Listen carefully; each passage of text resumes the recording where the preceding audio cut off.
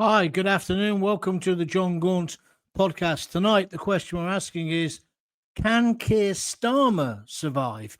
Farage says, Nigel Farage, there'll be an election by 2027. He could stay in power till 2029.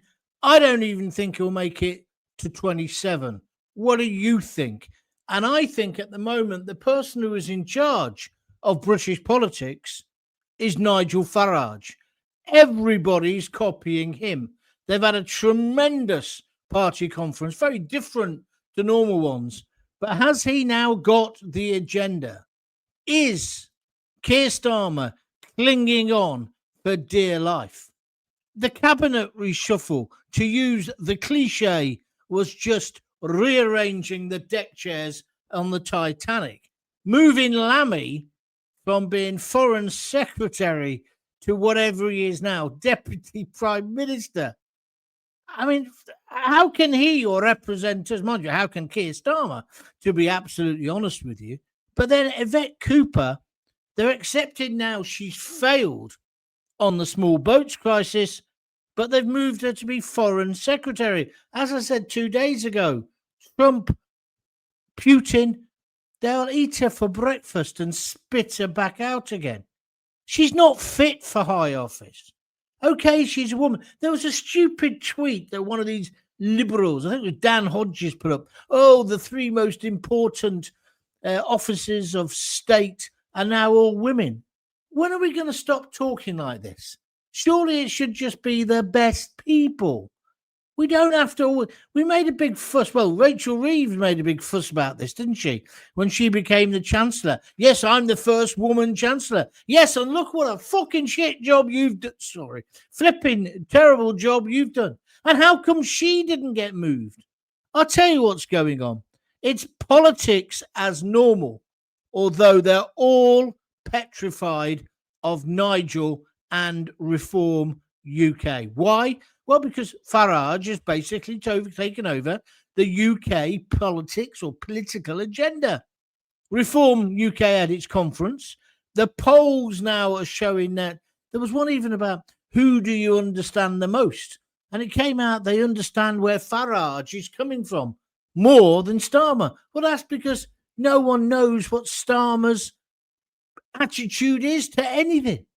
And then, of course, we've now got Tory MPs jumping ship to join Farage, including that stupid woman. She actually went out with a friend of mine at one point, Nadine Doris, whatever, Doris anyway. And she's jumped, but now she says him and Nigel and Boris should form a coalition. Why? It just isn't necessary.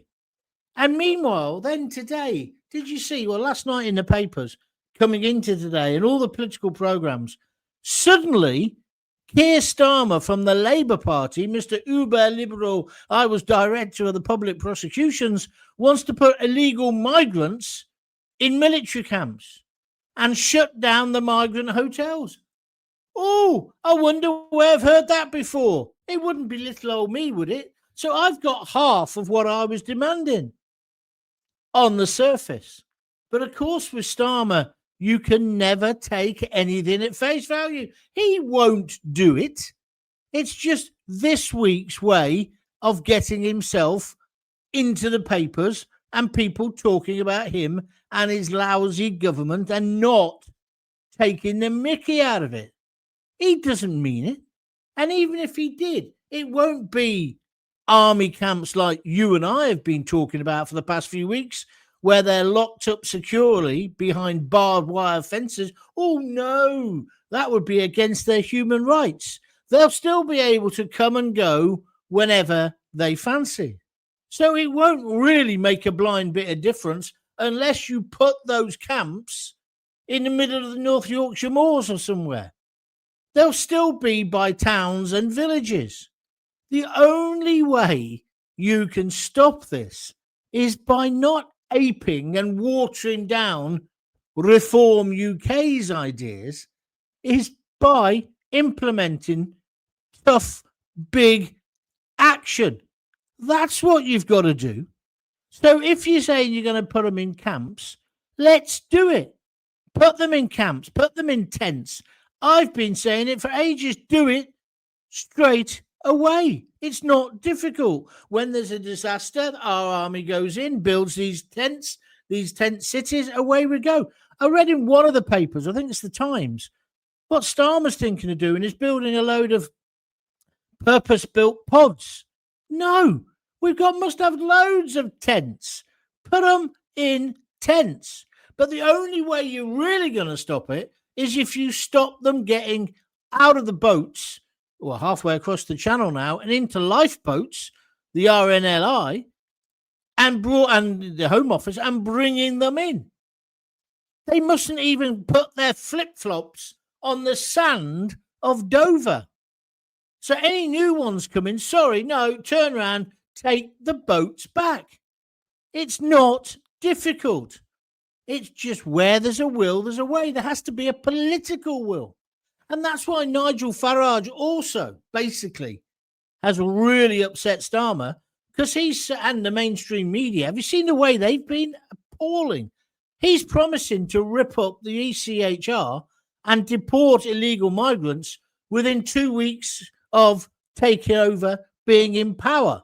And of course, they pulled him up and, you wouldn't be able to do that quickly because, you've got to do it correctly. And he said, well, okay, what I mean is once we got the law through. And now they're attacking him because of that. No one's done anything for 20 frigging years. And now they're picking on Farage because he said 2 weeks when he obviously meant once the laws were in place, if that's the way we have to go. Although I'm all for just saying, no, we're leaving. You sort it out, France and Germany. We're leaving. And if anybody arrives on our beaches now from France, we're sending them straight back. But get the tent cities up now. I said this a few weeks ago, how many more girls need to be raped or sexually assaulted? I'm not suggesting that all the migrants do that. I'm not even suggesting a majority. But we don't know who these men are. And they're largely men. I was watching GB News earlier. They had some lefty on there. He said, no, the majority of them aren't young men and unaccompanied. Just repeating absolute BS. We can see with our own eyes. So I've got a bit down last day or so because I thought, there's a load of things wrong with that conference of Farage's like that.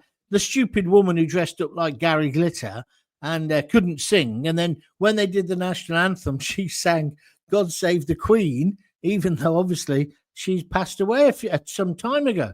But then again, I thought about that. It's not worth making a big fuss about. We've probably all done that because we're so used to singing God Save the Queen, isn't it? So, so I'm not going to get upset about that. I was more sort of amazed that it was so amateurish when she came on and sang the song she wrote, Insomnia. I tell you what, that was a fucking cure for insomnia, that song. If you had a problem, honestly, dreadful. What was all that about? But then there were other bits that were just brilliant. There was a real sense of fun. A friend of mine was there and he rang me up, he texted me and said, it's brilliant, John. It's like no political conference I've ever been to. And I'll tell you what they're doing, just like Trump, they're putting the excitement back into politics, which, of course, all the lefties said, it's like Nuremberg and they're all fascists, they're all Nazis. Are you getting fed up of that? I'm fed up to the back teeth of it. It seems to me the only person who's got an idea and got a pair of balls to actually pull it off is Nigel Farage. When are the mainstream press going to just have to accept it? This morning on, what's that awful program? Laura, whatever her name is, on the BBC. They had a panel, and one of the people on the panel was that woman from the Labour Party who got chucked out, didn't get a seat this time. She'd been put into the House of Lords because she was the one who was snobby about the flag. And of course, now in New Labour, is it called New Labour anymore? In the Labour now, you can't be against the flag. Emily, that's her name. You can't be against the flag, Because, of course, Yvette Cooper, who was the Home Secretary up to 2 minutes ago, she's got union flags everywhere, even in her shed. She's even got a Union Jack, as she describes it, tablecloth. And Keir Starmer's got a flag of St. George in his flat. And I really believe that, don't you? So you can't slag that off anymore. But she's on the panel. So there's Michael Gove, there's her, and there was somebody else who's escaped me now. Anyway, so basically, she was discussing this whole thing, and then she said, "Oh yeah, well the deputy leadership, I'm going to probably go for that." So this woman, she's still there, and that's what made me also realise getting rid of Angela Rayner isn't the end of this. There's going to be a fight back. Keir Starmer is now, whichever cliche you want to use, rearranging the deck chairs on the Titanic, hold beneath the waterline, whether you want to say he's in a spiral in terms of an aircraft. He can't survive. There is no way, and I want you to argue with me about this. There is no way, I'm not saying the Labour government, I'm saying Keir Starmer can survive. He will not be the Prime Minister by 2029. And I tell you who will be, it's Nigel Farage. He's so far ahead in the polls now because he worked during the summer. They all buggered off. He carried on working, talked about police, talked about law and order, obviously organised this fantastic party conference. He's got the people on the ground. They're all working hard at it. He just has to get the candidates. And, of course, he has to take some experience from wherever he can get it. But that Nadine Norris, she ain't going to survive long, coming out with ideas like, let's get Boris Johnson involved. But I don't want you to start hanging up the bunting. Don't go round to Yvette Cooper's. Yvonne Cooper's an old family friend, actually. Don't go round to Yvette Cooper's and ask for the bunting, the Union Jack bunting, and the doilies, and start organising street parties, because Starmer's a lying bastard. You can't believe a word he says. He says we're going to look into putting illegal migrants in military camps. One of his mates in the Human Rights Brigade will already be drafting why he can't do it. And even if they are, it'll be such a watered-down version rather than what it should be. Tough and harsh. It should be tense, and they should be moved there. I keep saying this weekend. It should have been last weekend. It should have been 15 weekends ago. We should never have put them in hotels. But you watch. They'll still be able to come and go. And I also notice how careful they are in their language. And they're saying, and other sites, military sites and other military and other sites. They're still going to use houses of multiple occupation. Well, I wonder whether they will after the verdict comes in, and we've got to be careful. There is a trial going on at the moment, or just about to start again, about the girls in Nuneaton. And those people who were accused of that were in homes of multiple occupation. And it's Farage. I mean, he said, I'm just going to rip up the ECHR and I'm going to start deporting, mass deportation. I see he's come back on himself because he got a bit spineless last week when they said, what about women and children? He said, oh, well, I don't know. Now he's saying, I would deport women back to Afghanistan because the Conservatives are going to do the same. Yes, they've got the Taliban in control, but we just can't take all these people. And still the BBC push this line as if the majority are refugees. They keep using the word refugees. They're not, on the whole, refugees. They're economic migrants. And actually, as I keep saying, they're the kind of people we want in the country if they want to come. They got off their arse, put the flip-flops on and walked halfway around the world. They're kind of the people we need to fuel our recovery. But there is a queue, and a lot of people are doing it the correct way. These people aren't. So you can't let them in. So Farage is speaking our kind of language. So it's hardly a surprise then in this latest poll, people say, well, I prefer him to any of the other politicians. When are the others going to wake up and smell the coffee? And so we've had a cabinet reshuffle. Who cares? It won't make a blind bit of difference. We need a general election as quickly as possible. Do you agree with me? That's the kind of thing I want to talk about today. And has Farage and what you saw at that conference last week, did it give you more confidence that he's got the answers? And do you wonder, or do you think that they can make a comeback? Because I just don't think they can. And I think what we're going to, the old parties, and I think what we're going to see over the next few weeks and months, hopefully not years, is all of them doing watered down versions of Reform UK policies, trying to convince you and me, look, we're doing it, but we're more civilized, we're more polite. We've passed the polite bit. We've now got to make Britain great again. And we've got to do that by putting Great Britain first and putting British people first. I don't think that's fascist. I don't even think that's right wing. I just think that's sensible.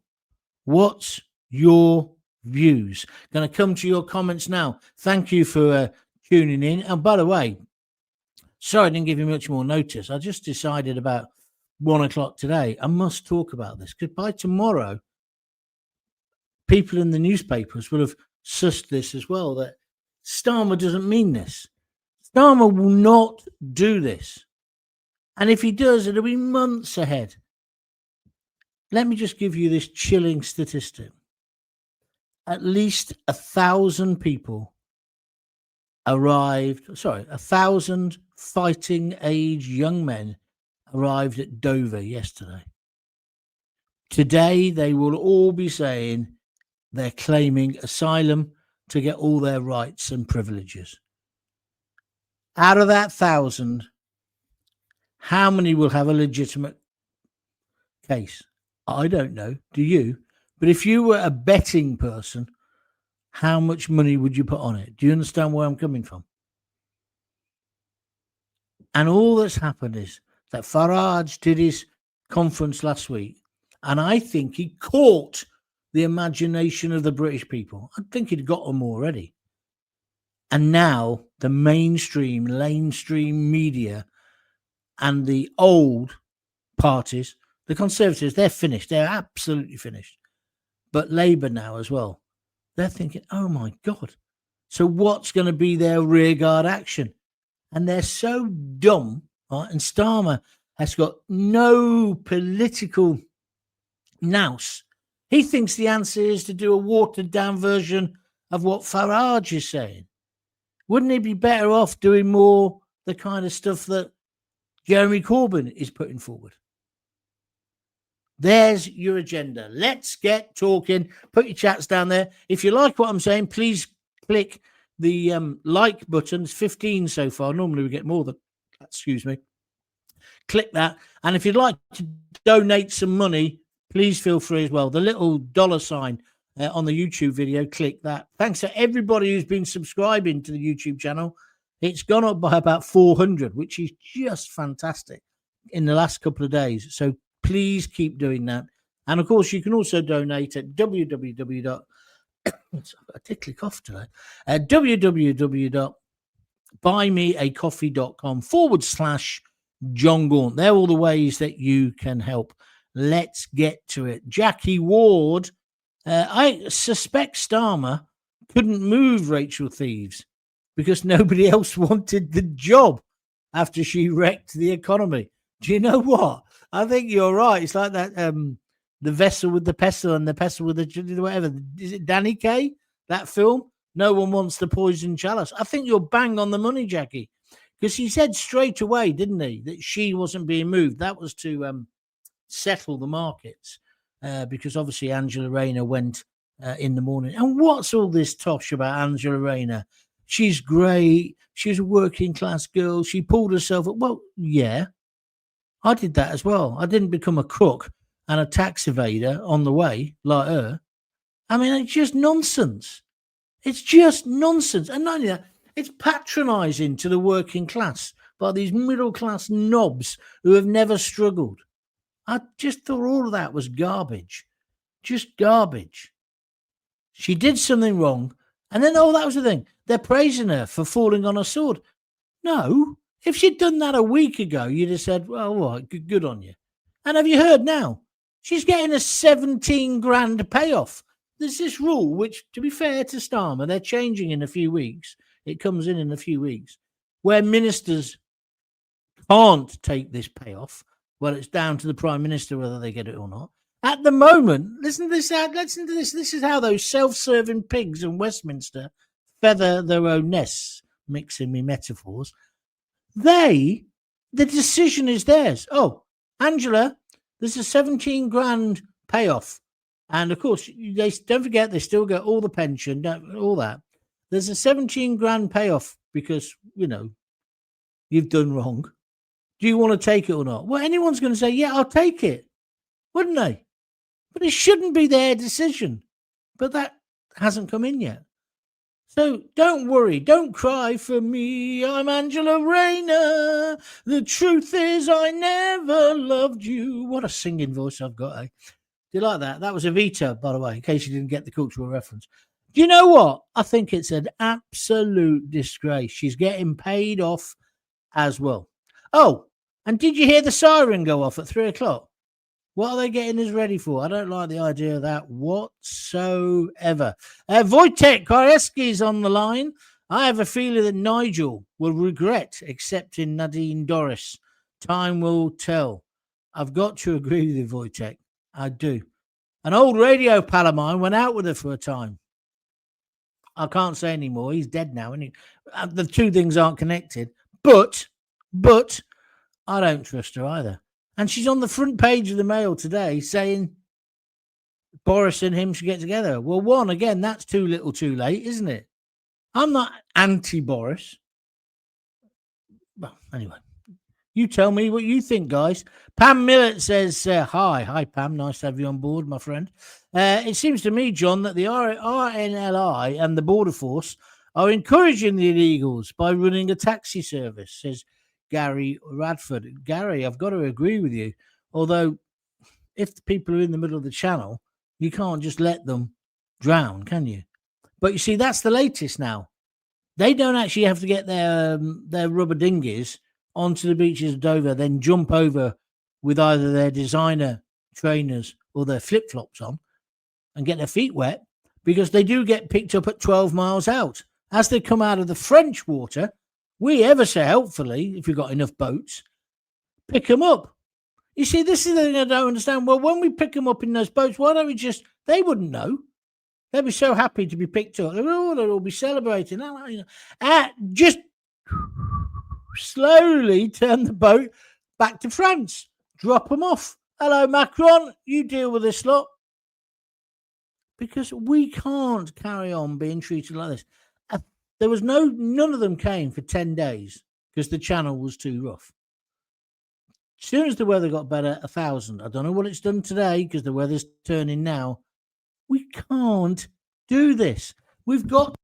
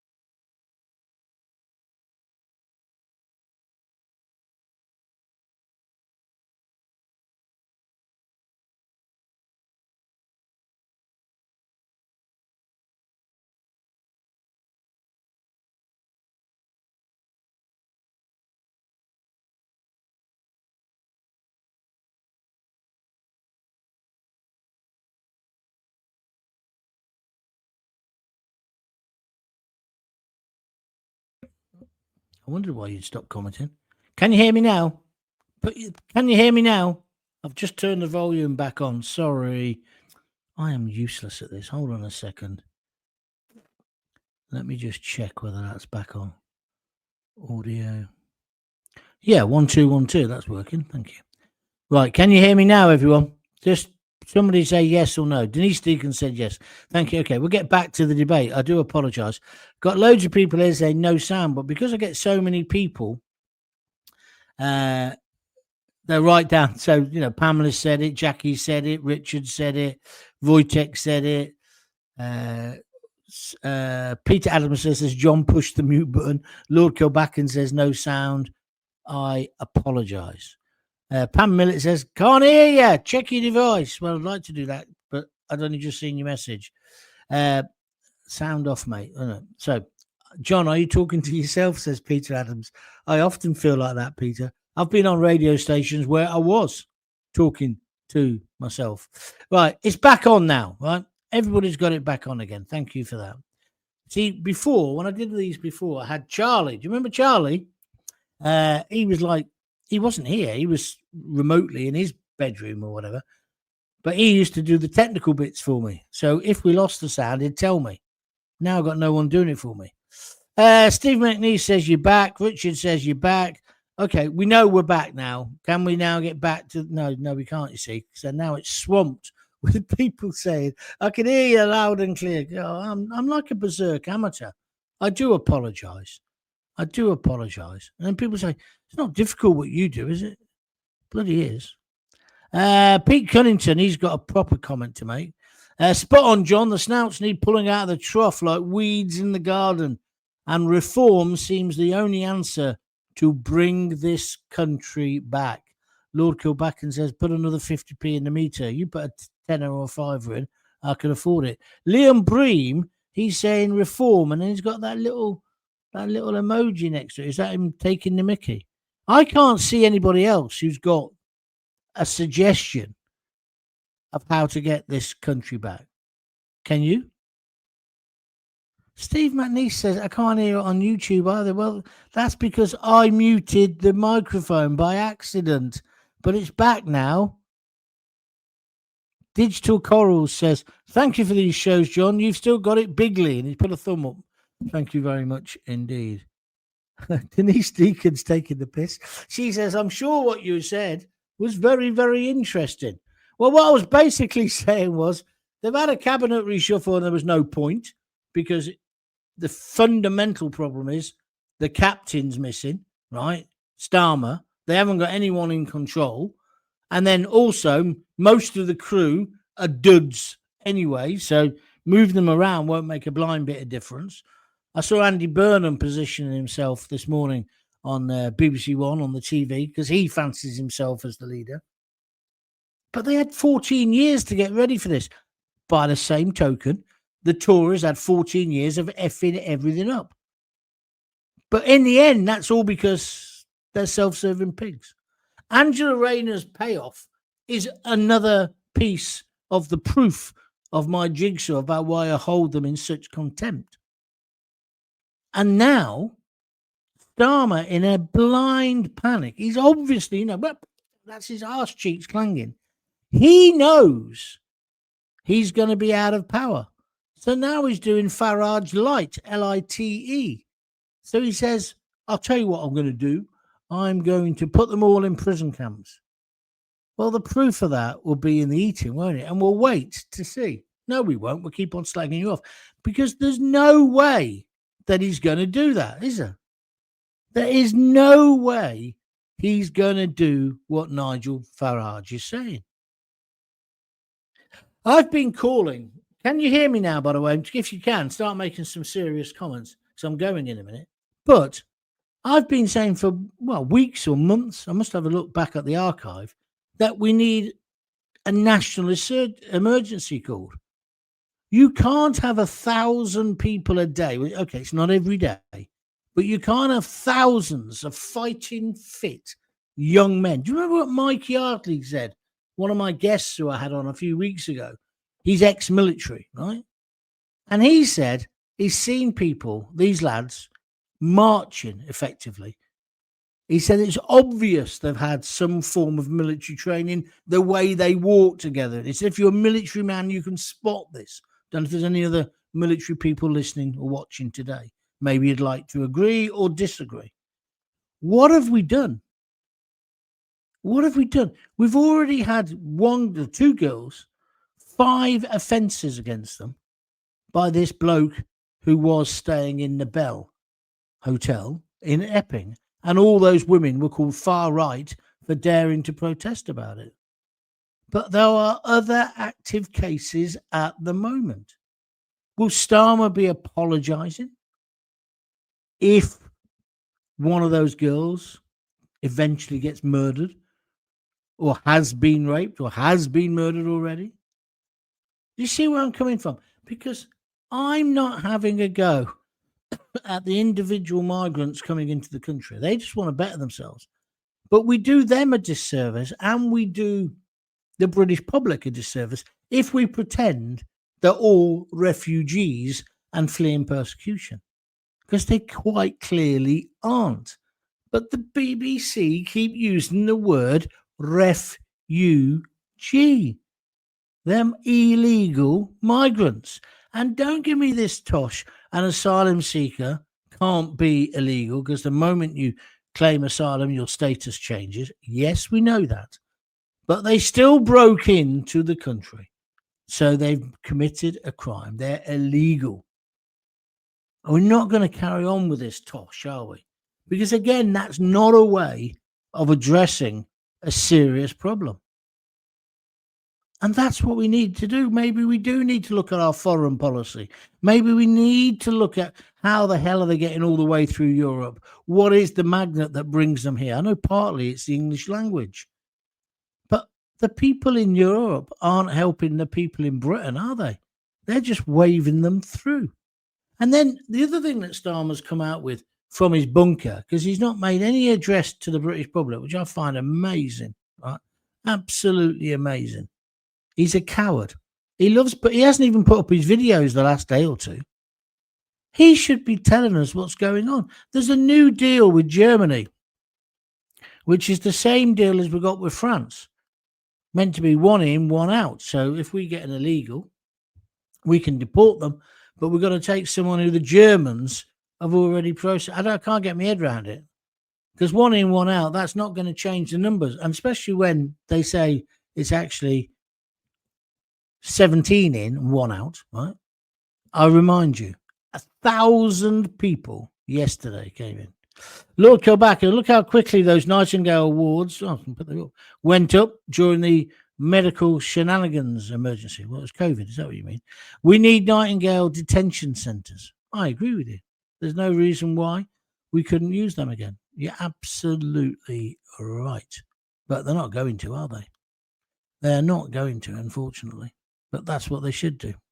Definitely agree with you. Just before I go, did anyone, you must have heard the siren at 3 o'clock.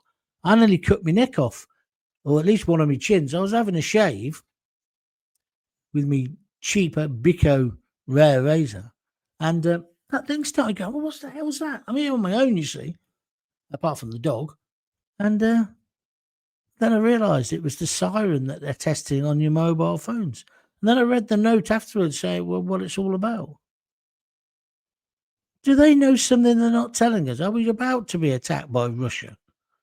Gary Radford, Labour are finished, but they'll cling to power for as long as possible. Shuffling the lions from one position to another is futile. That's what I've been saying, Gary. We need Nigel as soon as possible. I agree. And on that note, we'll finish for today. I'm sorry that show got a bit off kilter because of my incompetence. I'll be back tomorrow at 6 o'clock. Try and tune in then if you can. As I say, please subscribe. It's completely free to YouTube. You'll then get an announcement about when I'm coming on, so you'll know when the shows are. It also gives you the access to all of the previous broadcasts, etc., etc. So it's John Gaunt TV on YouTube. Okay. Pamela, yeah, well, I'm glad you've responded, Pamela, to that. She says, I think they do know something that we don't know. Yeah, it's weird, isn't it? They must have had this technology for ages. Why are they suddenly testing it now? When we're basically in a kind of quasi-war with Ukraine. If it was an alarm that went off every time another 1,000 immigrants, illegal immigrants, arrived at Dover, it might have some interest, but it's just mad. Darren Cummings says, have a good Sunday, John. Yes, I'll try to. Thank you. Anyway, so going back. So if you want to do that, do it. Subscribe to YouTube. It's free. You can become a member of YouTube. That's as cheap as chips if you wish. And you could also, if you wish, donate a $5, either by pressing, although I don't think anybody's going to today. No wonder, because it's been rubbish. Just press the $ and donate a couple of quid. Or go to www.buymeacoffee.com/John Gaunt. Pam Millett says, yes, I heard it. I thought I'd been a naughty girl. It is that kind of alarm. Yeah. When I was in the children's home for a short while when I was a kid, the girls, I can't remember if they were above us, beneath us. They were on one floor, a big old Edwardian house. They were in one floor, we were on the other. And on the stairs, they had a very primitive, it was 30 or 40 years ago, laser beam thing that they turned on at night. And if you went through there, if the lads were trying to get to the girls and vice versa, it used to go off. We found a way. Where there's a will, there's a way. And Laird Kelback, he's finishing me off. Emergency notifications is a psychological operation. Do you reckon? Do you reckon they'll start going off now and we'll have to practice? Maybe. It's weird. Weird. Anyway, that's me done. So if you've got kids, give them a kiss, give them a hug. Hey, don't forget to tell them you love them. I'll see you tomorrow. All the best. Bye.